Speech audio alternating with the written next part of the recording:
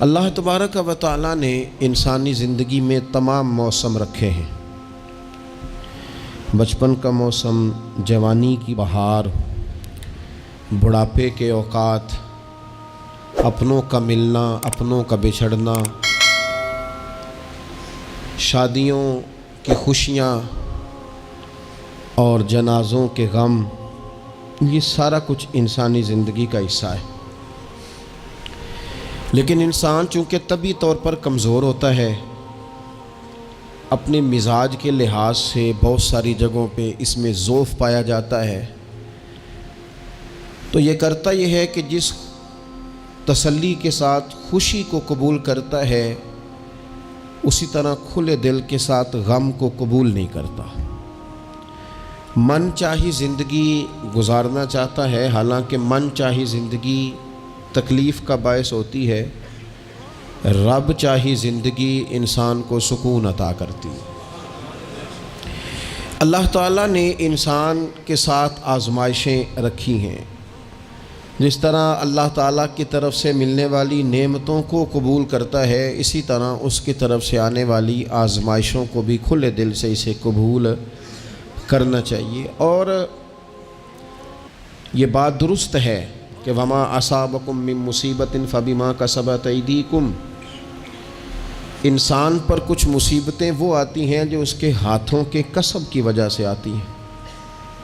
بہت ساری قوموں پر عذاب اس لیے آئے کہ انہوں نے بعض گناہ کیے تھے، لیکن یہ یاد رکھیے گا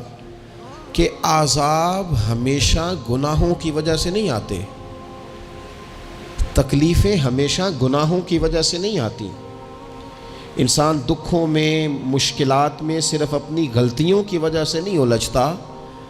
بلکہ نبی پاک علیہ الصلاۃ والسلام نے فرمایا ہے، اللہ تعالیٰ کسی بندے کو کوئی درجہ دینا چاہتا ہے، اس کے اعمال اس طرح کے نہیں ہوتے کہ اسے درجہ دیا جائے، اللہ اسے کسی مشکل میں ڈال کے اس کے درجے کو بلند فرما دیتا ہے۔ بلندی درجات کے لیے، قرب الہی کے لیے، اللہ تبارک و تعالیٰ کی بارگاہ کی معرفت کے لیے بھی مصائب آتے ہیں۔ آپ دیکھیے نا، نبی پاک صلی اللہ تعالیٰ علیہ وسلم نے فرمایا سب سے زیادہ تکلیفیں انبیاء پہ آتی ہیں، اور فرمایا میں اللہ کا محبوب ہوں، انبیاء کا سردار ہوں، میرے اوپر سب سے زیادہ تکلیفیں آئی ہیں، آزمائشیں آ جاتی ہیں۔ اور رب فرماتا ہے وَلَنَبْلُوَنَّكُمْ بِشَيْءٍ مِّنَ الْخَوْفِ وَالْجُوعِ، ہم ضرور تمہیں آزمائیں گے کچھ خوف کے ساتھ، کچھ بھوک کے ساتھ، وَنَقْصٍ مِّنَ الْأَمْوَالِ وَالْأَنفُسِ وَالثَّمَرَاتِ، ضرور تمہیں آزمائیں گے پھلوں کی اور جانوں کی کمی کے ساتھ۔ اگر تم اس میں ثابت قدم رہے، شکوے نہ کیے، اپنے رب کی رضا پہ تم راضی رہے، تو وَبَشِّرِ الصَّابِرِينَ، اے محبوب پھر جو میری رضا پہ صبر کریں انہیں میری جنت کی خوشخبری بھی عطا فرما دیں۔ ہم تمہیں ضرور آزمائیں گے، خوف بھی، بھوک بھی، مالوں اور جانوں کی کمی بھی۔ مومن کی یہ شان ہوتی ہے کہ وہ کسی بھی موقع پر اپنے رب سے شکوہ نہیں کرتا، کسی بھی حال میں اپنے رب کی شکایت نہیں کرتا۔ نبی کریم علیہ الصلاۃ والسلام نے فرمایا اگر اللہ تعالیٰ کسی بندے کو بیمار کرے اور پھر اس بیماری پر وہ صبر کرے اور آنے والوں سے رب کا شکوہ نہ کرے، تو فرمایا اللہ تعالیٰ نے جو گوشت اسے دیا ہوتا ہے اس سے بہتر گوشت اللہ اسے عطا کر دیتا ہے۔ اگر اللہ تعالیٰ کی حکمت غالب ہو اور تقاضا اس بیماری میں اس بندے کے انتقال کے کر جانے کا ہو، تو فرمایا پھر اللہ تعالیٰ اسے شہادت کا درجہ عطا فرما دیتا ہے۔ آزمائشیں آ جاتی ہیں، انسان پر مصائب آ جاتے ہیں، دکھ آ جاتے ہیں، تکلیفوں کا سامنا بندے کو کرنا پڑ جاتا ہے۔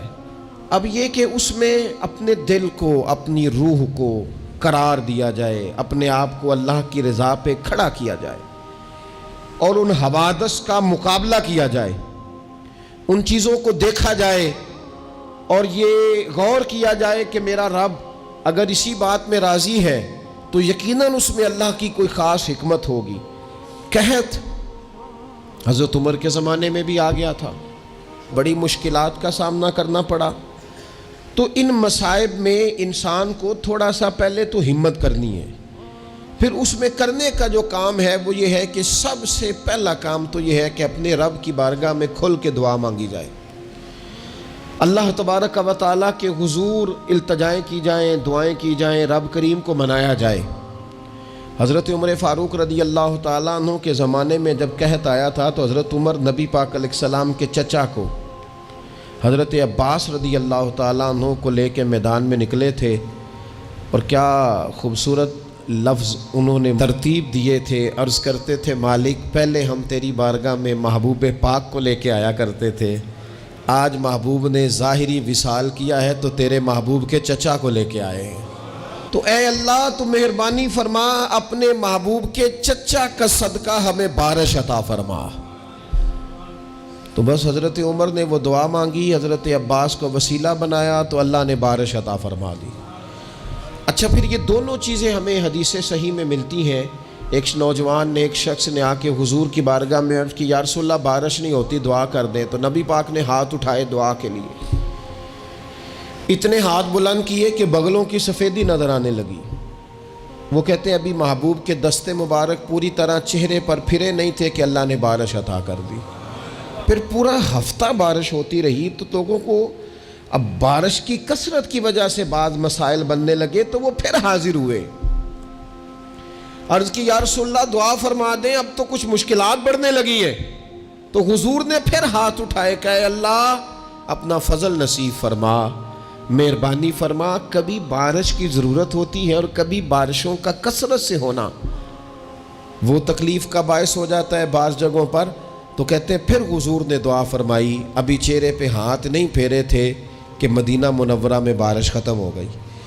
تو سب سے پہلا اور ضروری کام ہمارا آج مزاج بن گیا ہے کہ ہم تبصرے کرتے ہیں، سیاست کرتے ہیں، اس پر بیٹھ کر اب ایک اور دور آ گیا ہے، ویڈیو بناتے ہیں، موبائل چلاتے ہیں،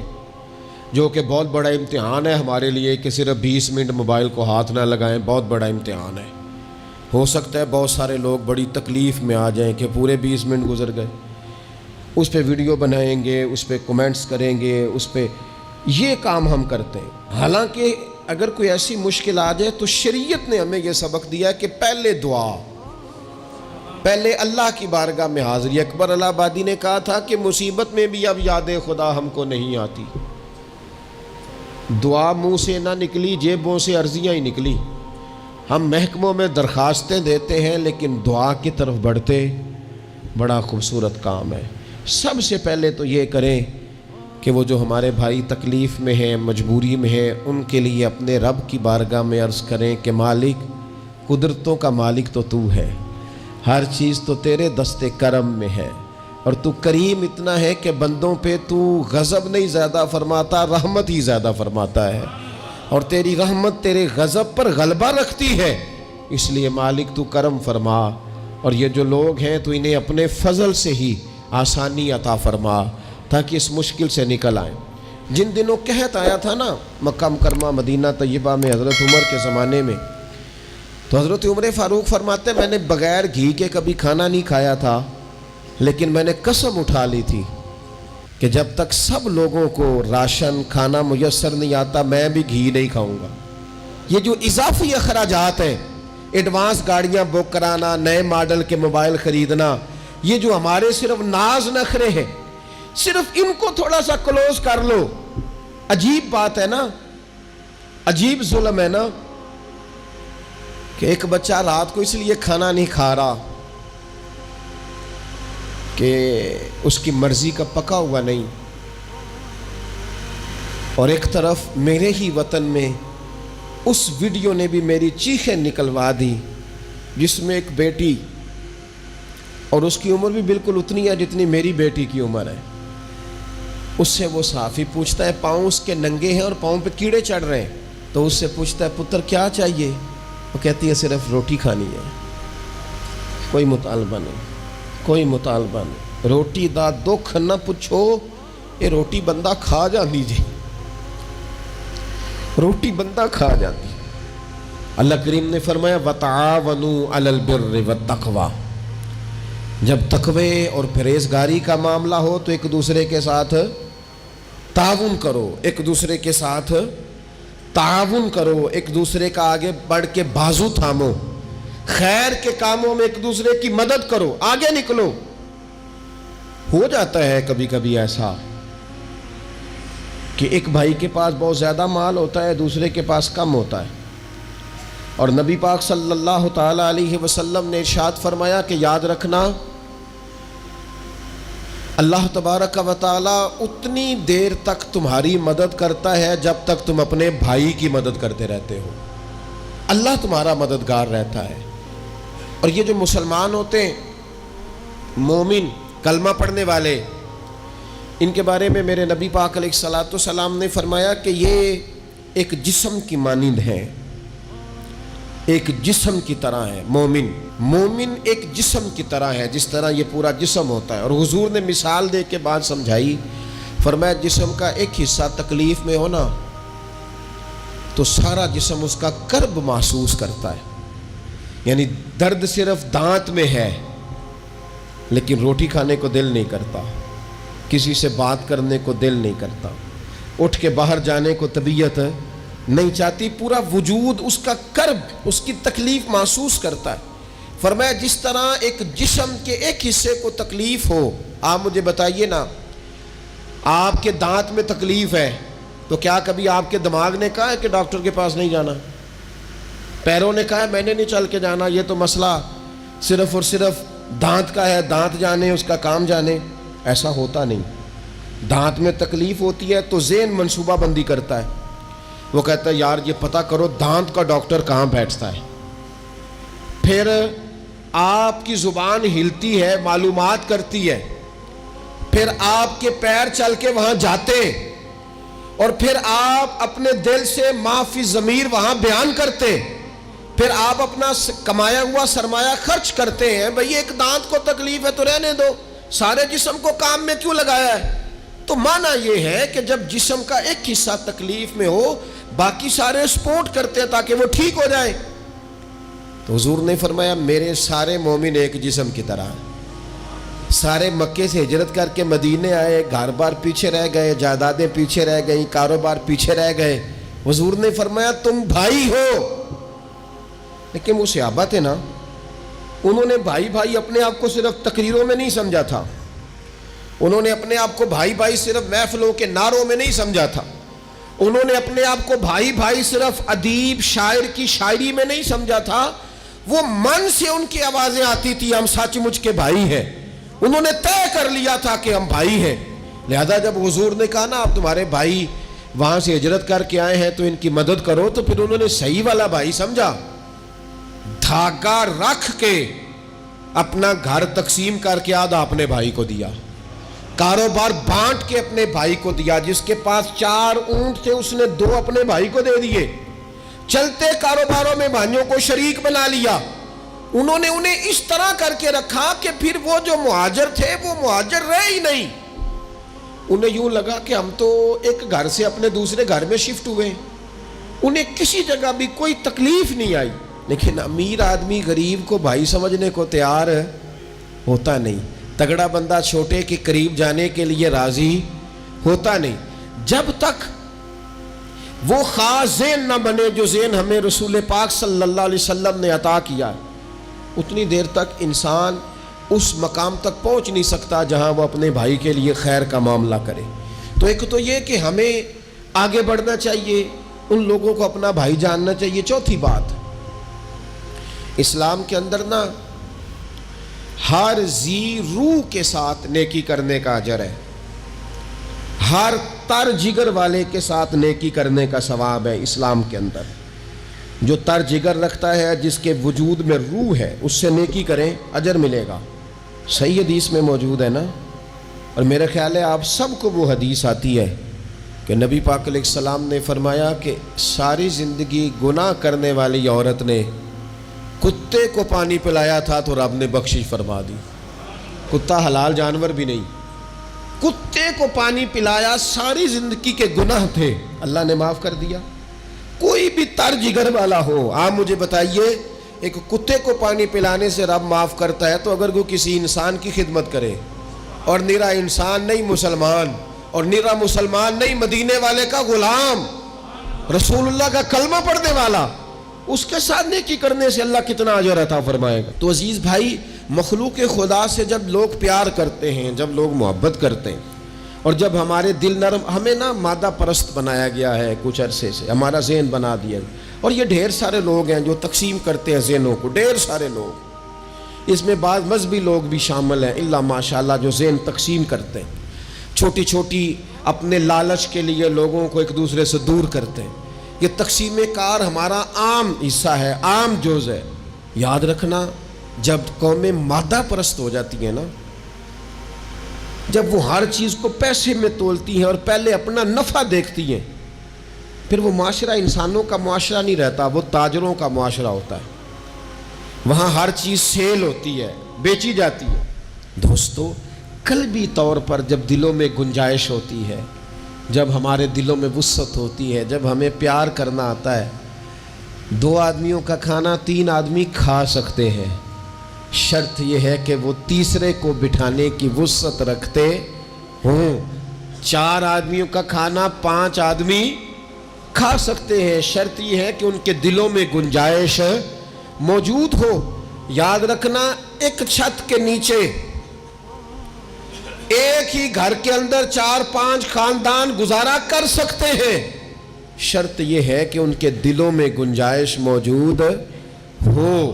شرط یہ ہے کہ وہ قلبی کیفیات وہی رکھتے۔ لیکن ہمیں نا کچھ مست سا کر دیا گیا ہے اپنی اپنی دنیا داری میں، کچھ محو سے ہیں، کچھ اس طرح کا ماحول بنا دیا گیا، مجھے کیا لینے دیں مجھے۔ مذہبی لوگ بھی اتنے لاکھ کی محفل نعت، اتنے لاکھ کا عرس، اتنے لاکھ کی فلانی شے، او خدا کے بندو، کچھ دیر کے لیے چھوڑ لو، کچھ دیر کے لیے مہربانی کر لو، اور دیکھو تو صحیح ضرورت کس چیز کی زیادہ ہے۔ چلو کوئی تو گنجائش پیدا کرو زندگی میں،